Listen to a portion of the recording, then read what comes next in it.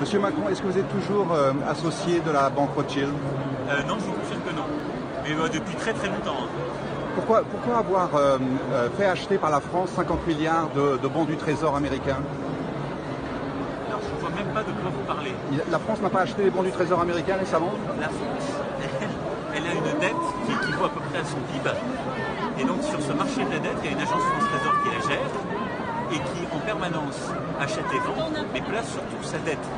Donc nous, Français, nous avons plutôt une dette que nous plaçons auprès d'investisseurs étrangers, et à 60% détenus par des investisseurs. Parce que beaucoup de pays se retirent des bons du Trésor américain. Il y a des pays, ça dépend, parce que quand je regarde les taux, ils ne sont pas en train de se retirer, et je veux dire, c'est plutôt en train d'y aller. Hein. On va probablement vers une crise financière majeure dans l'année qui vient. Est-ce que quelque chose est en place pour contrer ça? Est-ce que l'Europe a des reins solides? L'Europe a les reins solides, elle doit les avoir plus encore avec une zone euro plus intégrée, avec des vraies règles pour protéger nos citoyens, consommateurs et épargnants. Est-ce qu'il y a eu des vraies études de fait à propos de ça? Est-ce que l'Europe est vraiment la solution? En permanence, nous étudions ça. Et en particulier, moi je pousse pour qu'on aille plus loin en termes d'intégration et de protection par rapport aux risques extérieurs. Est-ce que ce serait quelque chose qu'on pourrait... Après, je vais quand même devoir y aller parce que c'est pas une interview sur la finance internationale. On pourrait voter à travers un référendum, de savoir si on reste en Europe ou pas. Est-ce qu'on peut mettre tous les arguments sur la table, de voir combien ça nous coûte? Je ne ferai pas un référendum sur ce sujet. Je considère qu'il a même été purgé par mon élection. Le deuxième tour de la présidentielle, c'était un référendum sur ce sujet. Il y avait une candidate qui était pour sortir de l'Europe et de la zone euro, il y avait un candidat qui était pour rester.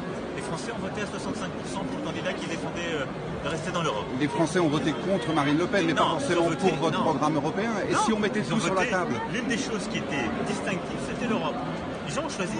Parce qu'entre-temps, il y a eu l'argent que les GAFA planquent à l'étranger, dont on n'a aucun... mais ça, on l'a pas découvert, on en a même parlé dans la campagne.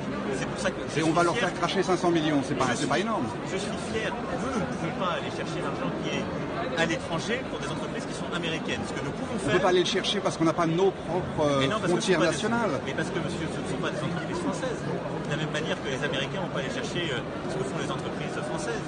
Par contre, ce que nous, on doit faire, c'est on doit les taxer sur ce qu'ils font en France et en Europe.